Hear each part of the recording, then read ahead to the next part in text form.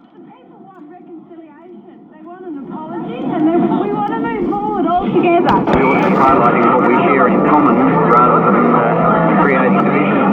It has to be in the hearts and minds of individuals. It's not something that can be legislated. Get the message and get it right. This country needs a treaty and needs it now. We care. We're sorry. But also joining us, somebody I've always wanted to catch up with, Dr. Lilon is a Senior Research Fellow for Leaders in Indigenous Medical Education. But to me, the daughter of Faith Bandler, one of the other walks organisers, but also Faith, an icon in reconciliation and awareness of Indigenous and Aboriginal rights in Australia. Dr. Bandler, you've just returned from Broken Hill, and you will talk about the work you do there, but you weren't walking up front in this reconciliation walk, were you? In fact, you were a bit of a reluctant teenager. I was, and I wasn't a teenage age, but I did act as a teenager and sort of said, yeah, whatever, you're closing the bridge, sure, whatever you say. And you had to register to walk, and so I did, and I thought, I'll take the time slot right at the back, because by then there won't be very many people, so I'll help to make up the numbers. And I walked out from the railway station and could not believe my eyes. That picture downstairs of all of those people milling across the bridge, and you see the backs of them, that's what I could see. And for me, Faith Bandler, but also so many of those elders who have gone before us to pass on not just reconciliation, but awareness of Indigenous rights. It is truly amazing, Linda Burney, that atmosphere at the time. It was astounding, as Lilon said. We thought we might get 4,000 or 5,000 people, and something like 300,000, 350,000. In fact, we just need to remember what the 90s was about. We had the delivery in 91 of the Deaths in Custody Royal Commission. We had the Wick decision. We had the Mabo decision, and we had the culmination, which was the 28th of May on this very bridge, of the formal reconciliation process. And I'll never forget a time when I got to the other side of the bridge and got a phone call saying, we cannot close the bridge. We had it open for 3 hours. I think we ended up having it open for 5 or 6 hours, just to get the volume of people across the bridge. An estimated amount of 300,000 people showing support for an idea that was a long time coming. And we need to remember as well is that we had a Prime Minister at the time who refused to say sorry.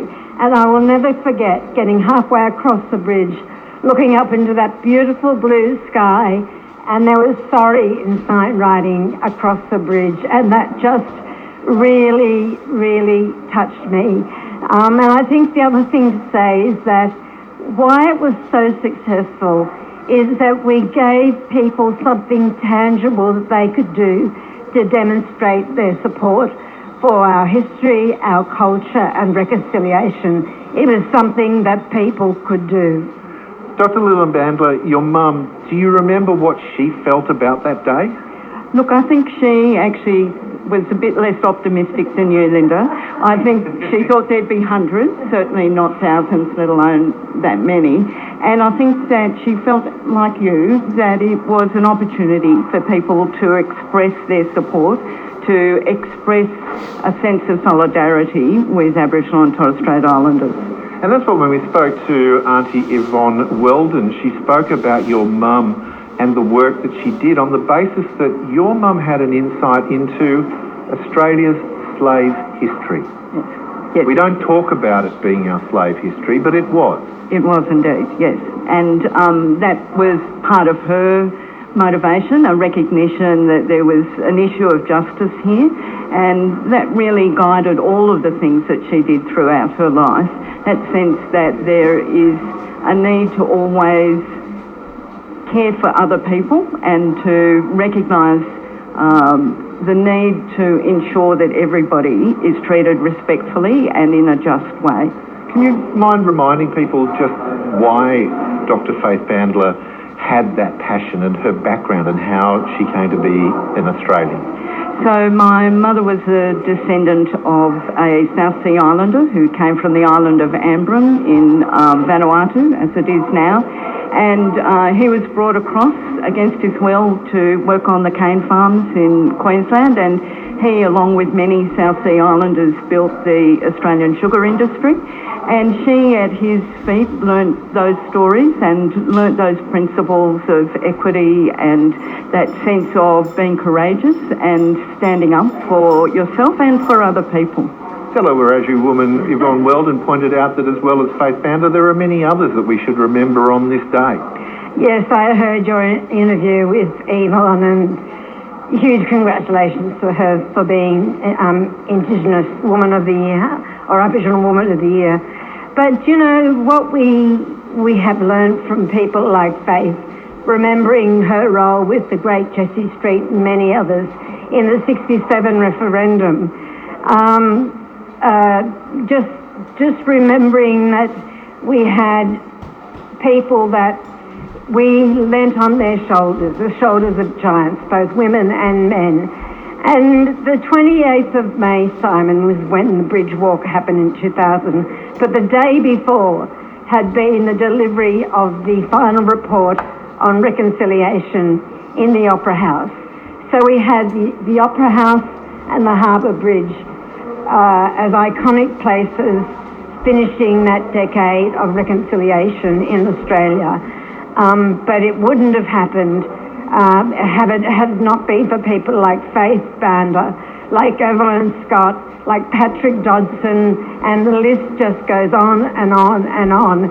And we've always got to remember that, because the history, the culture, what First Nations bring to this country is the inheritance of all Australians.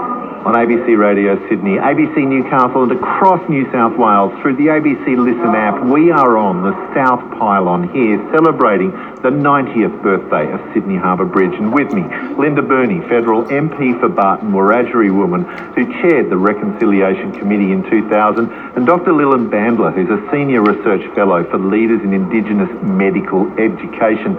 But for me, significantly, the daughter of Faith Bandler, one of the walk organisers for the Reconciliation March. Linda Burney, you told the 7:30 report back last year that your fear is that the Uluru Statement's aspirations will fall off the agenda, and I think it's crucially important that doesn't happen. Do we need another Reconciliation March?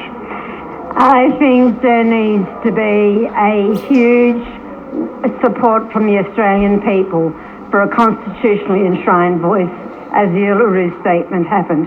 That is the next step for this country, Simon, to have First Peoples recognised in the Australian Constitution, and not before time. I'm keen to find out from you, Dr. Lilon Bandler, as you've just returned from Broken Hill, you've been at the GP clinics there, you've been through Waneri, and you see that still there is a massive amount of work to be done. Well, I work in healthcare, obviously, and I spend a lot of time looking at data about health and health inequity, and it is across all of this time that I've been working in Indigenous health education, it is very rare that I see that Aboriginal and Torres Strait Islander people do better on almost any data outcome, and I think until that changes, we still have an enormous amount of work to be done.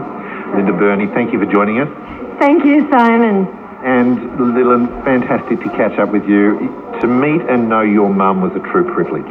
Thank you, Simon. You're on ABC Radio Sydney, ABC Radio across New South Wales, and beaming in to ABC Newcastle. Hello, it's Sammy J here.